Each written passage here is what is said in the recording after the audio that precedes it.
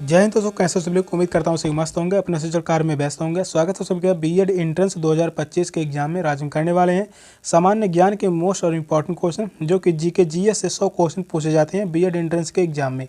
BEd entrance के exam में 100 question पूछे जाते हैं सिर्फ और सिर्फ जीके जीएस से।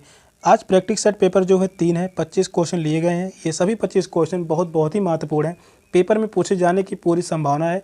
चैनल पर जो भी नए हैं चैनल को सब्सक्राइब कर लीजिए। चलिए क्लास को स्टार्ट करते हैं। और पहला क्वेश्चन है, गुप्तकालीन वैद हैं आर्यभट्ट, वारवामिहिर, कालिदास, धन्वंतरी। कौन सा ऑप्शन राइट है। क्वेश्चन जो है बहुत ही महत्वपूर्ण है। क्वेश्चन कह रहा है गुप्तकालीन वैद हैं।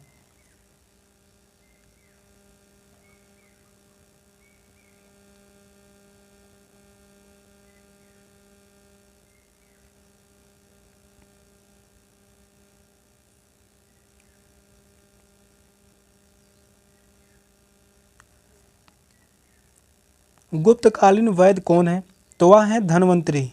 फोर्थ ऑप्शन करेक्ट है, धन्वंतरी। धन्वंतरी गुप्तकालीन वैद हैं। कालिदास की बात करते हैं, यह गुप्तकालीन महान साहित्यकार थे। कालिदास जो है गुप्तकालीन महान साहित्यकार थे, या जो है साहित्यकार हैं। आर्यभट्ट, वारहमिहिर की बात करते हैं, ये दोनों जो हैं प्रसिद्ध गणितज्ञ थे। ये जो हैं प्रसिद्ध गणितज्ञ थे। फोर्थ ऑप्शन राइट है, धन्वंतरी। नेक्स्ट क्वेश्चन है, हल्दी घाटी युद्ध में मुगल सेना का नेतृत्व किया मानसिंह, आसफ खां, बीरबल, अबुल फजल। कौन सा ऑप्शन करेक्ट है। क्वेश्चन जो है यह भी बहुत ही महत्वपूर्ण है। जितने भी क्वेश्चन लिए गए हैं सभी क्वेश्चन बहुत ही महत्वपूर्ण हैं।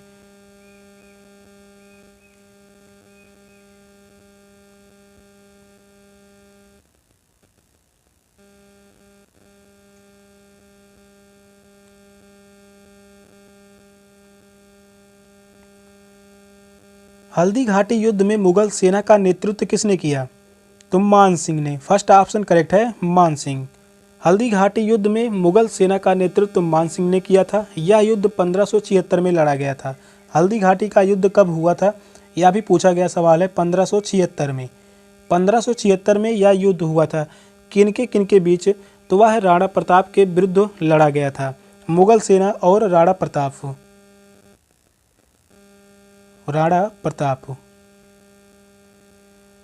मुगल सेना और राणा प्रताप के बीच यह युद्ध लड़ा गया था, जिसमें मुगल सेना जो है विजयी रहा और राणा प्रताप जो है हार गए थे। फर्स्ट ऑप्शन राइट है, मान सिंह। नेक्स्ट क्वेश्चन है, टॉमस रो किसके दरबार में आया था, अकबर, जहांगीर, शाहजहां, औरंगजेब। कौन सा ऑप्शन राइट है।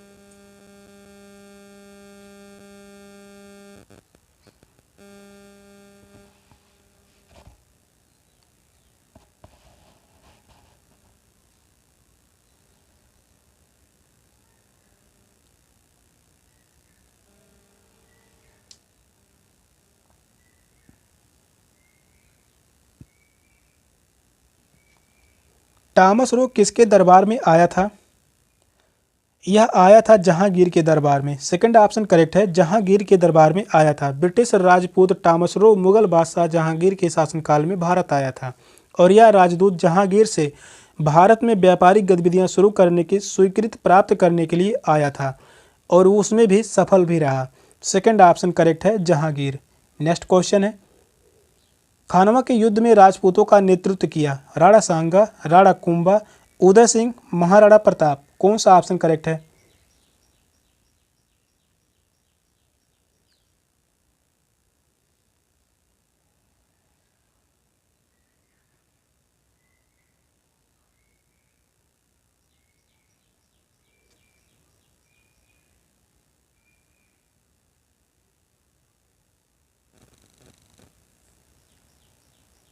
क्वेश्चन जो है इंपॉर्टेंट है। क्वेश्चन कह रहा है, खानवा के युद्ध में राजपूतों का नेतृत्व किसने किया, तो राणा सांगा ने किया था। फर्स्ट ऑप्शन करेक्ट है, राणा सांगा। खानवा का युद्ध में राजपूतों और मुगलों के बीच यह युद्ध लड़ा गया था। राजपूत और मुगल के बीच यह युद्ध लड़ा गया था। और यह युद्ध कब हुआ था, खानवा का युद्ध, यह भी पूछा गया है, यह युद्ध कब हुआ था, 1527 में। खानवा का युद्ध लड़ा गया था 1527 में। इस युद्ध में राजपूतों का नेतृत्व राणा सांगा ने और मुगलों का नेतृत्व बाबर ने किया था। मुगलों का नेतृत्व बाबर ने किया था। जिसमें राजपूत इस युद्ध में बुरी तरह पराजित हुए थे। राजपूत जो हैं बुरी तरह पराजित हुए थे और मुगल सेना विजयी हुआ था। फर्स्ट ऑप्शन राइट है, राणा सांगा। नेक्स्ट क्वेश्चन है, गुनाहों का देवता रचना है मोहन राकेश, धर्मवीर भारती, केदारनाथ, अमृतलाल नागर। कौन सा ऑप्शन करेक्ट है? यह भी क्वेश्चन जो है बहुत ही इंपॉर्टेंट है, पूछे जाने की पूरी संभावना है। गुनाहों का देवता यह किसकी रचना है?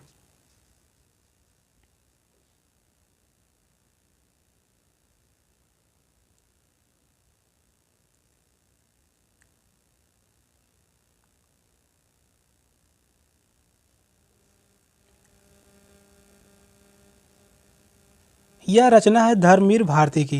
गुनाहों का देवता यह किसकी रचना है? धर्मवीर भारती। गुनाहों का देवता धर्मवीर भारती का प्रसिद्ध उपन्यास है। गुनाहों का देवता जो है यह जो है प्रसिद्ध उपन्यास है। अमृतलाल नागर की बात करते हैं, इनकी रचना जो है अमृत और विष है। बहुत ही इंपॉर्टेंट है, अमृत और विष यह किसकी रचना है? यह रचना जो है अमृतलाल नागर की। सेकंड ऑप्शन करेक्ट है, धर्मवीर भारती। नेक्स्ट क्वेश्चन है, मेघदूत क्या है? महाकाव्य, खंडकाव्य, नाटक, उपन्यास। कौन सा ऑप्शन करेक्ट है? बहुत ही इंपॉर्टेंट क्वेश्चन है।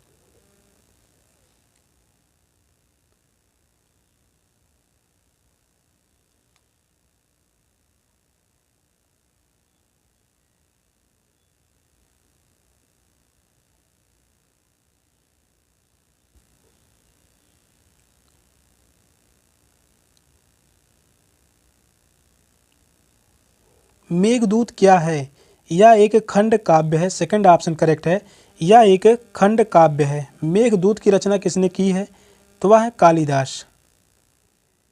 कालिदास ने मेघदूत की रचना की थी और इनकी अन्य रचनाएं जो है महत्वपूर्ण रचना है वह है अभिज्ञान शाकुंतलम। इनकी महत्वपूर्ण रचना है अभिज्ञान शाकुंतलम।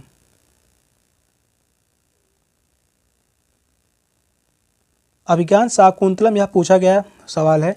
अभिज्ञान शाकुंतलम किसकी रचना है? कालिदास की। मेघदूत क्या है? खंड काव्य है, यह भी रचना कालिदास की है। सेकंड ऑप्शन करेक्ट है। नेक्स्ट क्वेश्चन है, कौन भक्ति आंदोलन से संबंधित है? कबीर, विवेकानंद, राम मोहन राय, स्वामी दयानंद सरस्वती। कौन सा ऑप्शन करेक्ट है?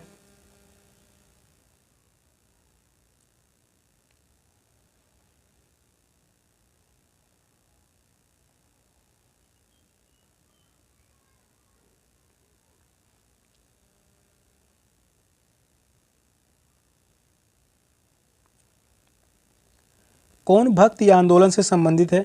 वह है कबीरदास। फर्स्ट ऑप्शन करेक्ट है, कबीर।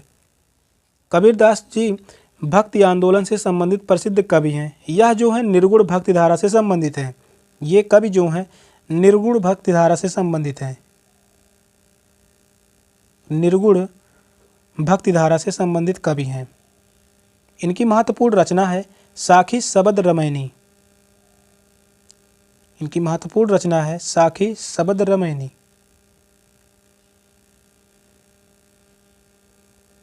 यह भी इंपॉर्टेंट है, ध्यान में रखिए। फर्स्ट ऑप्शन करेक्ट है, कबीर। नेक्स्ट क्वेश्चन है, स्याही के दाग को छुड़ाते हैं क्लोरोफार्म के द्वारा, ऑक्जेलिक अम्ल के द्वारा, सोडियम क्लोराइड के द्वारा, सोडियम बेंजोएट के द्वारा। कौन सा ऑप्शन करेक्ट है?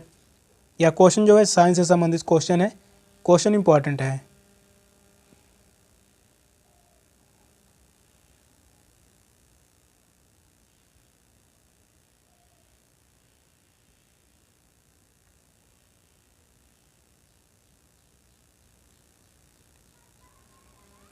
स्याही के दाग को छुड़ाते हैं,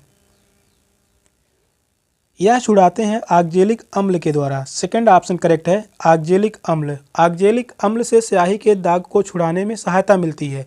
बात करते हैं सोडियम बेंजोएट। यह जो है खाद्य पदार्थों के संरक्षण में सहायता करता है।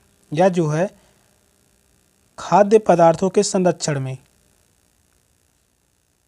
खाद्य पदार्थों के संरक्षण में सहायता करता है। सेकंड ऑप्शन करेक्ट है, ऑक्जेलिक अम्ल। नेक्स्ट क्वेश्चन है, बारदोली आंदोलन से संबंधित हैं सरदार पटेल, महात्मा गांधी, पंडित नेहरू, जयप्रकाश नारायण। कौन सा ऑप्शन करेक्ट है? बहुत ही महत्वपूर्ण क्वेश्चन है।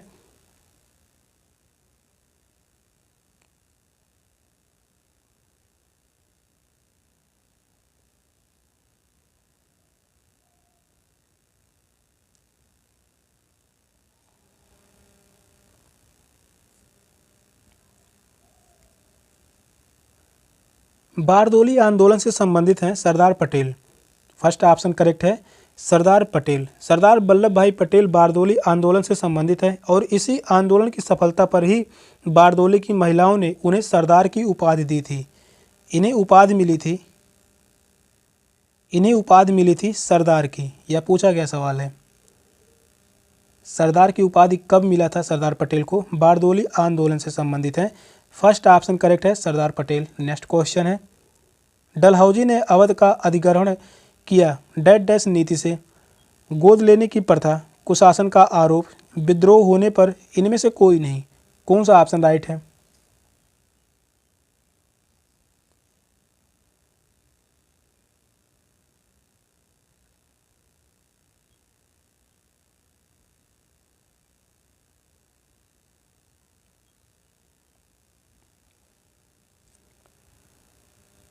डलहौजी ने अवध पर अधिग्रहण किया किस नीति से?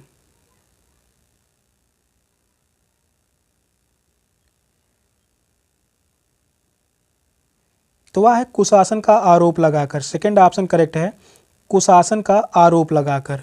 सेकंड ऑप्शन ही करेक्ट है। 1856 में British governor general Lord Dalhousie ने कुशासन के आरोप में अवध का अधिग्रहण किया। सेकंड ऑप्शन करेक्ट है। नेक्स्ट क्वेश्चन है, ह्वेनसांग किसके समय में आया? समुद्रगुप्त, चंद्रगुप्त द्वितीय, हर्षवर्धन, कुमारगुप्त। कौन सा ऑप्शन करेक्ट है? यह भी क्वेश्चन जो है पूछा गया क्वेश्चन है बीएड एंट्रेंस के एग्जाम में। ह्वेनसांग किसके समय में भारत आया?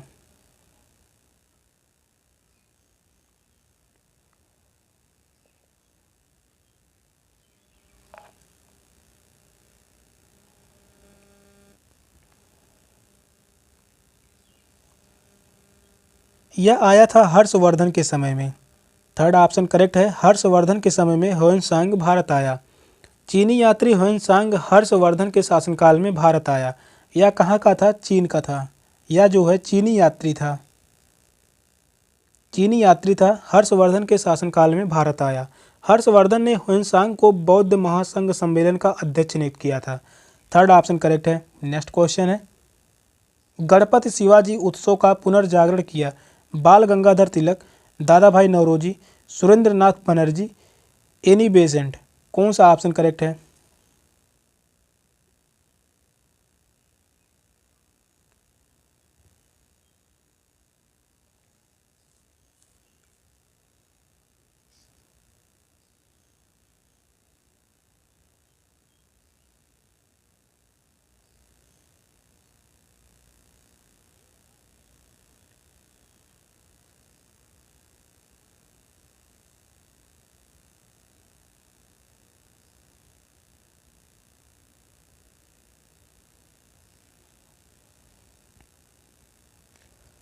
गणपति शिवाजी उत्सव का पुनर्जागरण किया, यह किए थे बाल Gangadhar Tilak. First option correct है, बाल गंगाधर तिलक।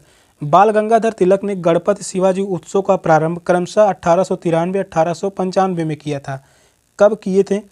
1893 में और 1895 में। बाल गंगाधर तिलक और एनी बेसेंट ये दोनों व्यक्ति जो थे होम रूल लीग आंदोलन चलाया था। कौन सा आंदोलन चलाया था? होम रूल लीग आंदोलन।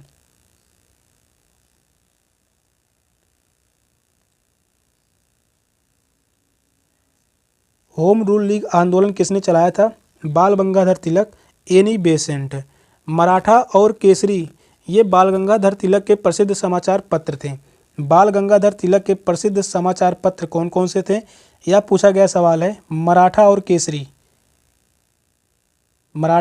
केसरी। केसरी जो है बहुत ही इंपॉर्टेंट है। फर्स्ट ऑप्शन करेक्ट है। नेक्स्ट क्वेश्चन है, नए राज्य के निर्माण का निर्णय करता है संसद, विधानमंडल, राज्यपाल, मुख्यमंत्री। कौन सा ऑप्शन करेक्ट है?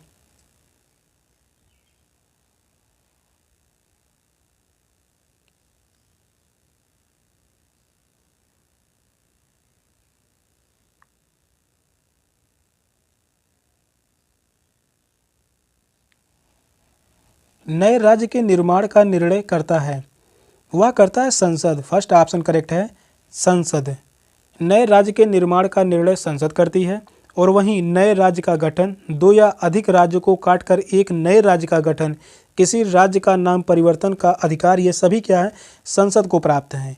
फर्स्ट ऑप्शन ही करेक्ट है, संसद। नेक्स्ट क्वेश्चन है, पहले भारतीय जिन्होंने ग्रैमी जीवन पर्यटन उपाधि प्राप्त किया। AR रहमान, सत्यजीत रे, पंडित रविशंकर, अनुष्का शंकर। कौन सा ऑप्शन राइट है?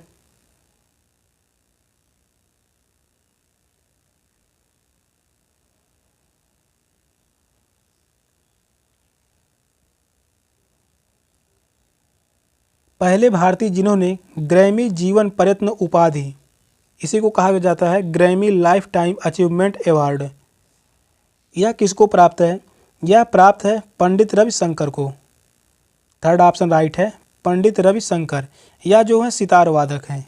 पंडित रविशंकर जो हैं, यह जो हैं सितार वादक हैं। यह भी ध्यान में रखिए, पूछा गया है। सितार वादक कौन है? Pandit Ravishankar. Third option correct है। नेक्स्ट क्वेश्चन है, निम्न में से कौन सा महासागर विश्व में अत्यधिक बड़ा है? Antarctic, Pacific, Indian, Atlantic. कौन सा ऑप्शन करेक्ट है? यहाँ पर जो है इंग्लिश वर्जन नाम दिया गया है, तो कौन सा ऑप्शन करेक्ट होगा?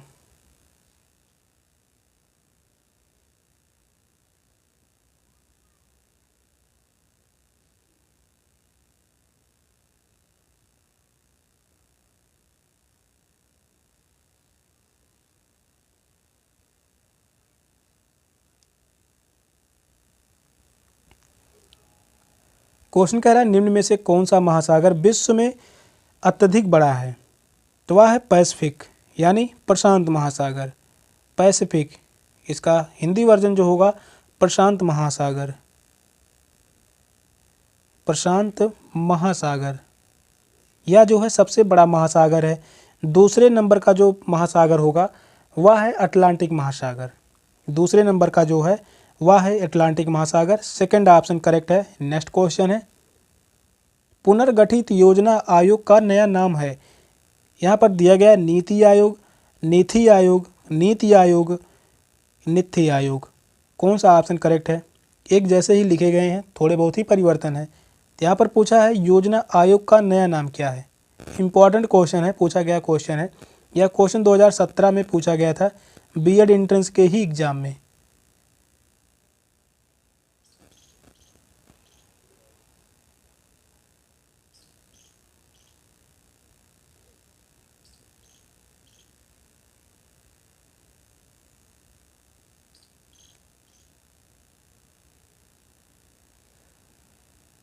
योजना आयोग का नया नाम जो है वह है NITI Aayog. Third option correct है, नीति आयोग। नीति आयोग का अध्यक्ष कौन होता है, यह भी पूछा गया है। अध्यक्ष कौन होता है? पीएम, यानी प्रधानमंत्री। प्रधानमंत्री इसके अध्यक्ष होते हैं, योजना आयोग, नीति आयोग के अध्यक्ष। थर्ड ऑप्शन करेक्ट है। नेक्स्ट क्वेश्चन है, बर्लिन इस देश की राजधानी है। Georgia, Greece, Hungary, Germany. कौन सा ऑप्शन करेक्ट है?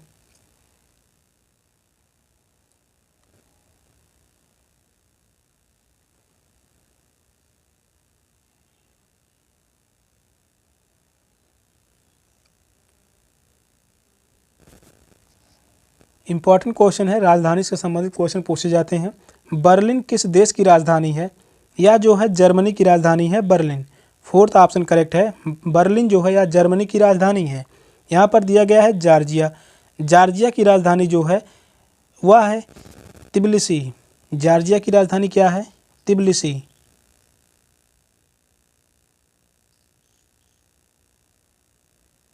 जॉर्जिया की राजधानी तिबिलिसी है। ग्रीस की राजधानी जो है एथेंस। ग्रीस की राजधानी एथेंस है। हंगरी की राजधानी क्या है? वह है बुडापेस्ट। बुडापेस्ट, हंगरी की राजधानी है बुडापेस्ट। जर्मनी की राजधानी है बर्लिन। फोर्थ ऑप्शन राइट है। नेक्स्ट क्वेश्चन है, हाल ही में निम्न में से किसे शास्त्रीय भाषा का दर्जा दिया गया? ओडिया, कोंकणी, भोजपुरी, आसामी। कौन सा ऑप्शन राइट है?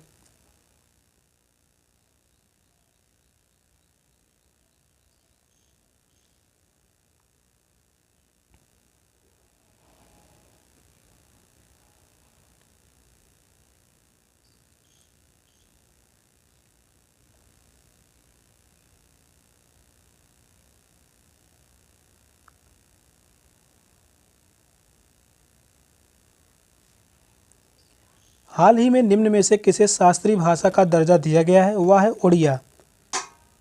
फर्स्ट ऑप्शन करेक्ट है, उड़िया। और इसे कब प्राप्त हुआ है शास्त्रीय भाषा का दर्जा? इसे प्राप्त हुआ है 2014 में। 2014 में इसे शास्त्रीय भाषा का दर्जा प्राप्त हुआ है। फर्स्ट ऑप्शन करेक्ट है, ओडिशा। नेक्स्ट क्वेश्चन है, निम्न में से कौन सा देश दक्षिण एशियाई क्षेत्रीय सहयोग संगठन सार्क का सदस्य नहीं है? नेपाल, भूटान, म्यांमार, बांग्लादेश। कौन सा ऑप्शन राइट है?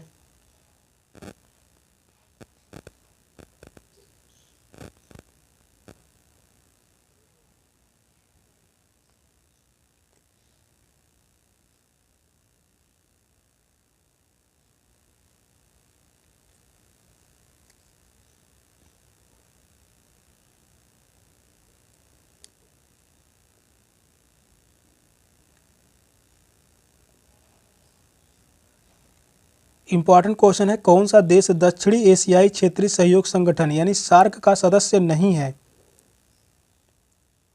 तो वह है म्यांमार। थर्ड ऑप्शन राइट है, म्यांमार। दक्षिणी एशियाई क्षेत्रीय सहयोग संगठन यानी सार्क यह दक्षिणी एशिया के 8 देशों का आर्थिक और राजनीतिक संगठन है। इसकी स्थापना 8 दिसंबर 1985 को की गई थी। सार्क की स्थापना कब की गई थी? 1985 में किया गया था। इसके जो सदस्य देश हैं, भारत, पाकिस्तान, बांग्लादेश, श्रीलंका, नेपाल, मालदीव और भूटान। यहाँ पर लिख दे रहा हूँ, यहाँ पर क्या है? भारत। 8 देश हैं। पहला देश है भारत, दूसरा जो है पाकिस्तान, दूसरा है पाकिस्तान, तीसरा जो है बांग्लादेश, तीसरा जो है बांग्लादेश है, चौथा है श्रीलंका, चौथा जो है वह है श्रीलंका, पांचवा है नेपाल, छठा जो है मालदीव,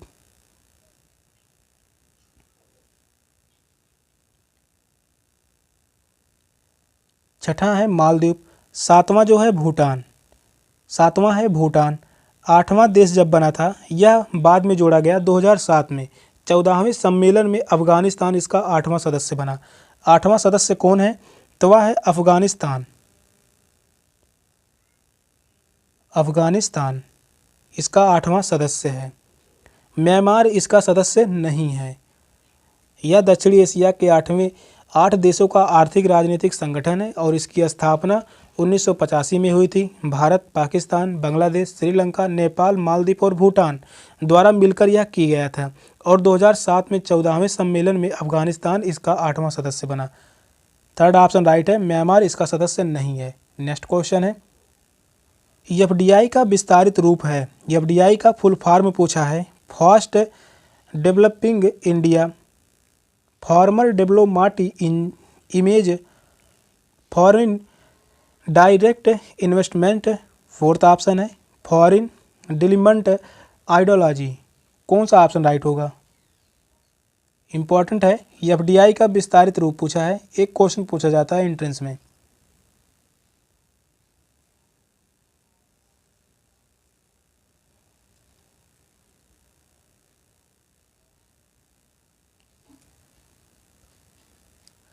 एफडीआई का विस्तारित रूप है फॉरेन डायरेक्ट इन्वेस्टमेंट।